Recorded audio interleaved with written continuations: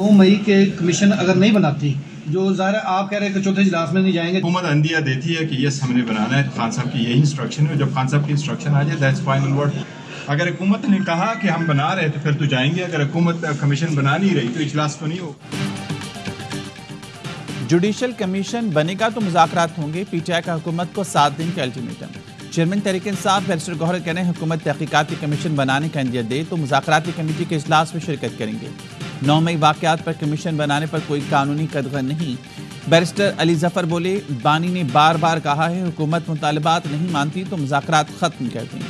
Trump के आने से असर पड़ेगा, गजा में बंदी हो गई, चाहते हैं पाकिस्तान के मामलात में मुदाखलत ना हो। साफ़ी ने पूछा क्या कोई और मुलाकात हो रही है, बैरिस्टर गौहर आर्मी चीफ की। अली जफर बोले क्यों परेशानी बढ़ा रहे हैं नून लीग वालों की।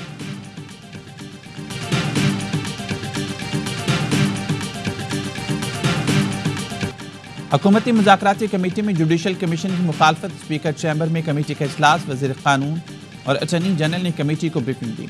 जुडिशल कमीशन से मुतालिक जायजा इजलास में कमीशन बनने की मुखालफत हो गई।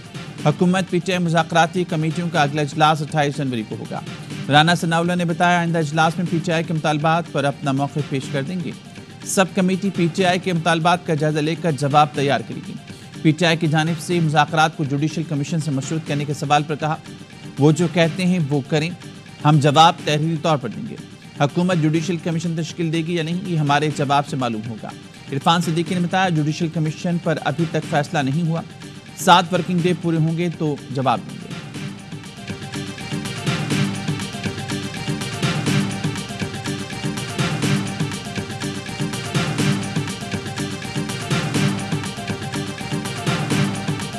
मुमकिन है कमीशन बनना और क्या बनने जा रहा है। अगर वो मशरूत करना चाहते हैं ये किसी चीज़ के साथ, तो मैंने तो आगे भी कहा है कि ये 2014 से धरने से ये कमीशन बनाना चाहिए। धरना क्यों हुआ, उसके बाद JIT क्यों बनी, मियां नवाज शरीफ को क्यों घर भेजा गया।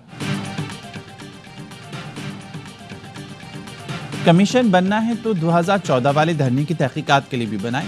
वज़ीर दिफ़ा ख्वाजा आसिफ का पीटीआई को जवाब, कहा खुलूस की कमी हो तो मुज़ाकरात का कोई नतीजा नहीं निकलता। ट्रंप के आने से पाकिस्तान के लिए अमेरिका की पॉलिसी में कोई तब्दीली नहीं आने वाली। एहसन इकबाल ने कहा मुज़ाकरात शर्तों के साथ या कनपटी पर पिस्तौल रखकर नहीं होते, पीटीआई शरात के साथ मुज़ाकरात करेगी तो ये खुद फरार होने की कोशिश होगी। एहसन इकबाल ने डोनाल्ड ट्रंप को हलफ उठाने पर मुबारकबाद दी। कत्ल गारत गरी बलूचिस्तान ही पाकिस्तान से दुश्मनी है। वज़ीर आज़म शहबाज शरीफ का वफाकी काबीना से खिताब, न्यू गवादर इंटरनेशनल एयरपोर्ट फाल होने पर वज़ीर हवाबाजी को मुबारकबाद दी और कहा गवादर एयरपोर्ट पाकिस्तान की तरक्की खुशहाली में संगे मील की हैसियत रखता है। IT एक्सपोर्ट्स तेज़ी से आगे जा रही हैं, मुआशी अशारिये खुशाइन हैं, मेहनत करेंगे तो मज़ीद बेहतरी आएगी। वज़ीर आज़म का गज़ा की तामीर नौ में ताउन करने का ऐलान। वज़ीर आज़म की कौमी असम्बली आमद, अपोजिशन ने इजलास चलने ना दिया, ऊ की आवाज़ें निकाली, चोर चोर किनारे लगाए। Opposition leader Umar Ayub desk बजाते रहे, पीटीआई अरकान ने एजेंडे की कॉपियाँ फाड़ दी। ऐवान में कान पड़ी आवाज़ सुनाई न दी। वज़ीर कानून को हेडफोन लगाकर तकरीर करना पड़ी, स्पीकर को इजलास मुलतवी करना पड़ा। अपोजिशन लीडर उमर अयूब ने तंज किया, डेस्क बजाकर वज़ीर आज़म का इस्तेमाल किया। नवाज शरीफ और शहबाज शरीफ समझते हैं हर मैच फिक्स होगा, उन्हें नहीं मालूम पार्लियामेंट में अपोजिशन शीशा पिलाई दीवार की तरह खड़ी है। जब आपकी हुकूमत थी तो आपको ये मोटरवे बनानी चाहिए थी, और अगर आपने नहीं बनाई तो आपको भी उसका जवाब देना चाहिए। और अगर मैं आपकी ये मोटरवे बना के दूंगा तो इसलिए नहीं कि वो सिंध की है, बल्कि इसलिए क्योंकि वो पाकिस्तान की है। आपकी हुकूमत थी तो मोटरवे क्यों नहीं बनाई? जो हुकूमतें इक़्तिदार में नहीं वो M6 ना बनने के जिम्मेदार हैं। वफाकी वज़ीर अलीम खान का पीपल्स पार्टी सेनेटर को जवाब, कहा वादा करता हूँ इसी साल M6 शुरू कर देंगे और इसे सक्खर से कराची तक लेकर जाएंगे। सिंध असम्बली में हैदराबाद तक सक्खर मोटरवे तामीर करने की करारदाद मुतफ़िक़ा तौर पर मंजूर। वज़ीर पार्लिमानी अमूर ज़ियाल अंजार ने कहा सक्खर ता हैदराबाद मोटरवे वक्त की ज़रूरत है। निसार खोड़ो ने कहा M9 मोटरवे को CPAC में क्यों नहीं शामिल किया गया, सक्खर और हैदराबाद मोटरवे को क्यों नहीं बनाया जाता।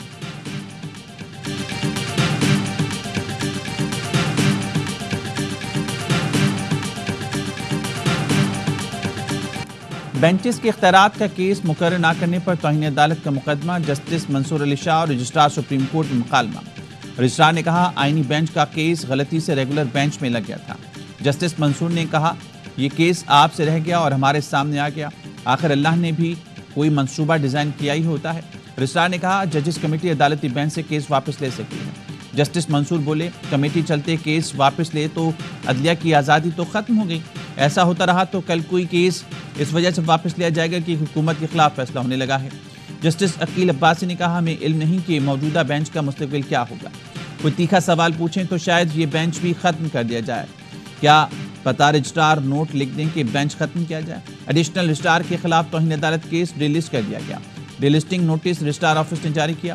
کیس ڈی لسٹ ہونے کے بعد آج سپریم کورٹ میں کیس کی سماعت نہیں ہو سکے گی۔ سپریم کورٹ نے ایڈیشنل رجسٹرار نذر عباس کو عہدے سے ہٹا دیا۔ اعلامیے کے مطابق نذر عباس سنگین غلطی کے مرتکب ہوئے۔ سپریم کورٹ میں بینچز اختیارات کا کیس مقرر نہ ہونے پر 3 ججز نے چیف جسٹس یحییٰ آفریدی اور آئینی بینچ کے سربراہ جسٹس امین الدین کو خط لکھ دیا۔ ذرائع کا کہنا ہے جسٹس منصور، جسٹس عائشہ اور جسٹس عقیل عباسی نے خط میں بینچ اختیارات سے متعلق کیس کا ذکر کیا۔ 20 جنوری کو کیس سماعت کے لیے مقرر نہ ہونے کی شکایت کی۔ خط میں کہا گیا justice Aqeel Abbasi Sindh high court میں کیس سن چکے، کمیٹی پہلے والا بینچ تشکیل دے کر 20 جنوری کو سماعت فکس کر سکتی تھی۔ جسٹس منصور نے کہا جوڈیشل آرڈر نہ مان کر قانون سے انحراف کیا گیا، معاملے کو توہین عدالت قرار دیا۔ اسلام آباد ہائی کورٹ بار ایسوسی ایشن کا اعلامیہ جاری، کہا اصولی موقف پر جسٹس منصور شاہ کے ساتھ کھڑے ہیں۔ جسٹس منصور کے بینچ سے ایک مخصوص کیس نکالنا سپریم کورٹ کے اپنے فیصلے کی نفی ہے، جو کیس پہلے سے سن چکے وہی ان کے سامنے لگانے کا مطالبہ کرتے ہیں۔ ایسا نہیں ہوتا تو ماورائے آئین عدلیہ کی آزادی پر حملہ تصور ہوگا۔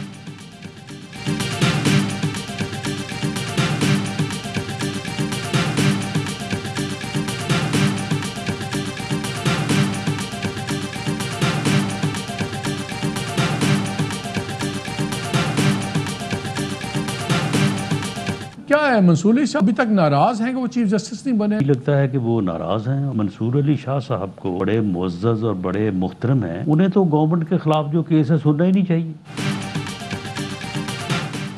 جسٹس منصور علی شاہ کے ریمارک سے لگتا ہے کہ ان کو چیف جسٹس نہ بننے کا غصہ ہے۔ جسٹس منصور علی شاہ کو حکومت کے خلاف کیسز سننے ہی نہیں چاہیے۔ وزیراعظم کے مشیر رانا ثناءاللہ کہتے ہیں عادل بازئی کو 9 ماہ تک کیوں خیال نہیں آیا کہ بیان حلفی جعلی ہے۔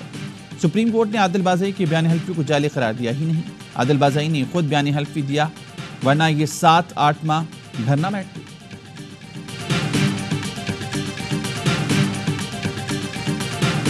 سب سے پہلا نظام جس کو آپ ٹھیک کریں جمہوریت اسٹیبلشمنٹ بعد آپ پہلے کریں گے عدالتی نظام۔ سب سے پہلی چیز جو فاؤنڈیشن ہے پاکستان کی جو ہلی بھی اپنی جگہ سے وہ ہے عدالت، عدالتی نظام۔ عمران خان صاحب کا پاپولیرٹی گراف کیوں ہے؟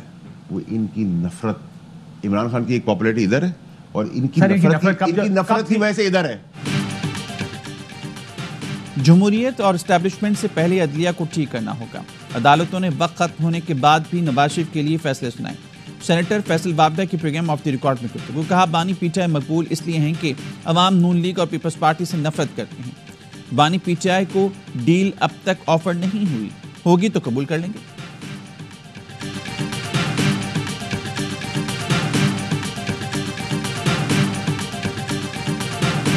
سارم قتل کیس کی تحقیقات جاری، زیر حراست 5 ملزمان کو انویسٹیگیشن سینٹرل کے حوالے کر دیا گیا۔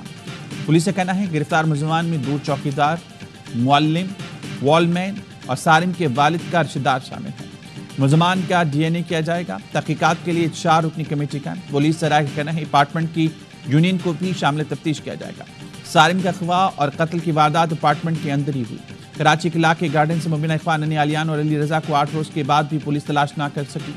فرنٹیر کالونی سے لاپتہ 10 سالہ ذہنی معذور عیان کا تاحال کچھ نہ پتہ چل سکا۔ پیر آباد سے 10 روز قبل لاپتہ ہونے والا 14 سال کا مبشر لیاری سے مل گیا۔ سر سید کے علاقے سے صبح لاپتہ ہونے والی 4 سالہ بچی کو پولیس نے ڈھونڈ نکالا۔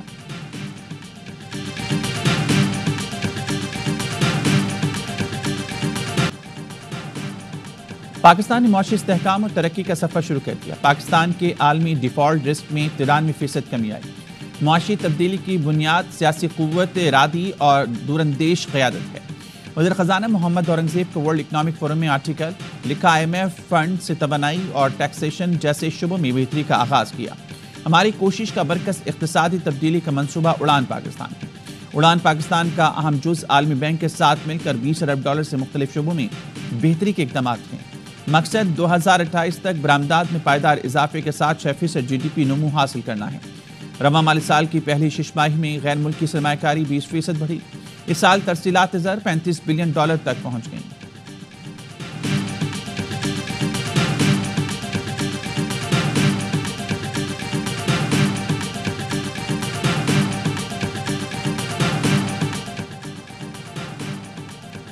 وزیر داخلہ محسن نقوی کی امریکی صدر ٹرمپ کی حلف برداری کے بعد کیپٹل ون ارینا آمد۔ محسن نقوی کو خصوصی پروٹوکول میں کیپٹل ون ارینا ہال میں لایا گیا۔ وزیر داخلہ تقریب میں پہلی نشست میں بیٹھے اور امریکی صدر ٹرمپ کا خطاب سنا۔ تقریب میں امریکی سینیٹرز اور ممبرز کانگریس سے ملاقاتیں کی۔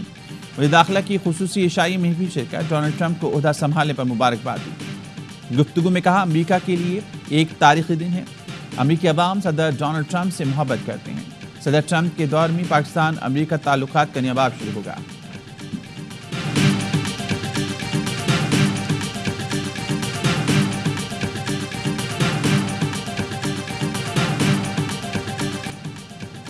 ڈونلڈ ٹرمپ نے امریکی صدارت سنبھالتے ہی کیپٹل ہل حملے کے سزائے یافتہ 1600 افراد کو معافی دے دی۔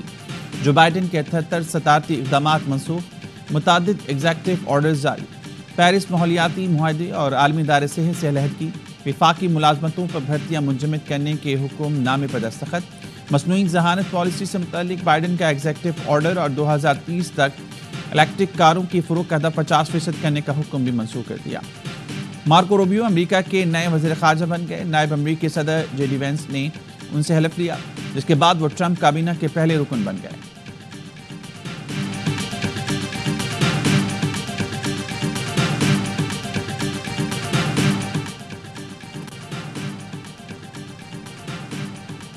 نیو جرسی اور ایریزونا کے اٹارنی جنرل کا امریکی صدر ٹرمپ کا ایگزیکٹو حکم نامہ عدالت میں چیلنج کرنے کا اعلان۔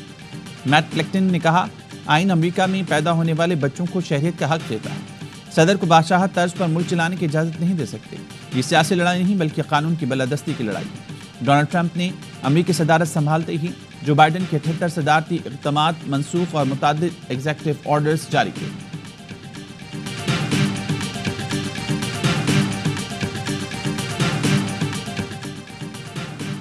ترکیہ کے مشہور سیاحتی مقام کے ہوٹل میں خوفناک آتشزدگی، مرنے والوں کی تعداد 76 ہو گئی، 41 زخمی۔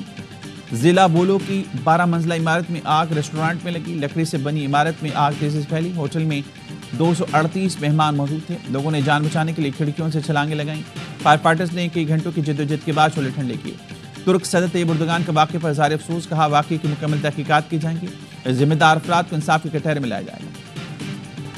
غزہ میں حماس اسرائیل جنگ بندی کا تیسرا روز بے گھر فلسطینیوں کی اپنے علاقوں میں واپسی جاری۔ امدادی سامان کے ٹرک بھی غزہ پہنچ رہے ہیں۔ اسرائیل حماس معاہدے کے مطابق 42 دن تک غزہ کی پٹی پر کوئی حملہ نہیں ہوگا۔ اسرائیلی قید سے رہائی پانے والوں میں سیاستدان خالدہ جرار اور خاتون صحافی رولا حسنین بھی شامل ہیں۔ قیدیوں کا اگلا تبادلہ 25 جنوری کو ہوگا۔ حماس مزید 4 اسرائیلی یرغمالی خواتین کو رہا کرے گا۔ قابض فورسز کی مغربی کنارے میں دہشت گردی جنین قیم میں 9 فلسطینیوں کو شہید کر دیا، 40 زخمی۔ اسرائیلی آرمی چیف نے 7 اکتوبر کو سیکیورٹی ناکامی کی ذمہ داری تسلیم کر لی، 6 مارچ کو مستعفی ہوں گے۔ میں نے بحیثیت وزیر اعلیٰ سوچا کہ جب وزیر اعلیٰ بلٹ پروف گاڑیاں پھرتا ہے تو وہ پولیس کے افسران، وہ لوگ جو فرنٹ میں مقابلہ کرتے ہیں، ان کے پاس بھی ایسی گاڑیاں ہونی چاہیے۔ اس مہینے جو ہے وہ 30 گاڑیاں انشاءاللہ آنے والی ہیں اور اس کے بعد فالوڈ بائی 130 گاڑیاں ہم نے دی ہوئی ہیں۔ ہمیں اپنے تمام شہداء اور غازیوں پر فخر ہے۔ ہمارے غازی اپنے صوبے ملک میں بہادری سے دہشت گردوں کا مقابلہ کر رہے ہیں۔ وزیر اعلیٰ کے پی الیمین گنڈاپور کہتے ہیں پولیس نے جب بھی ڈیمانڈ کی ہم نے دل کھول کر پیسہ دیا۔ ریاء خان سے شروعات ہو چکی، بہترین گاڑیاں دی جا رہی ہیں، ٹریننگ سکول کو بہترین بنائیں گے۔ نارتھ کراچی میں پولیس کے ہاتھوں مارے گئے 3 ملزمان اجرتی قاتل اور جرائم پیشہ نکلے۔ 4 ملزمان نارتھ کراچی 5C4 میں باپ بیٹے کو قتل کرنے آئے تھے۔ پولیس نے ہلاک ہونے والے ملزمان کے موبائل فون سے اہم معلومات حاصل کر لیں۔ سپاری دینے والوں نے دکاندار یعقوب اور بیٹے جہانزیب کی تصاویر بھی دی تھیں۔ 4 ملزمان پنجاب اور کراچی پولیس کو بھی مطلوب تھے۔ تحقیقات کا دائرہ لاہور تک وسیع کر دیا گیا۔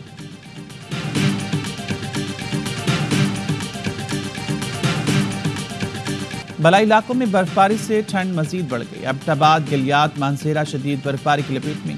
شوگران کاغان میں 1 فٹ، باران میں 2.5 سے 3 فٹ تک برف پڑ چکی۔ سوات کی وادی کلام، مالم جبہ اور مہبدن میں وقفے وقفے سے برفباری۔ آزاد کشمیر کے وادی نیلم اور وادی لیپا میں بھی ہر سو برف کی برف۔ شدید سردی میں لوگ گھروں تک محدود، گاڑیوں کی آمد و رفت بھی متاثر۔ کوئٹہ چمن اور زیارت میں کی برفباری، سوات کے علاقے خواجہ خیلہ میں بارش کے دوران گھر کی چھت گر گئی، ماں اور 2 بچے جاں بحق۔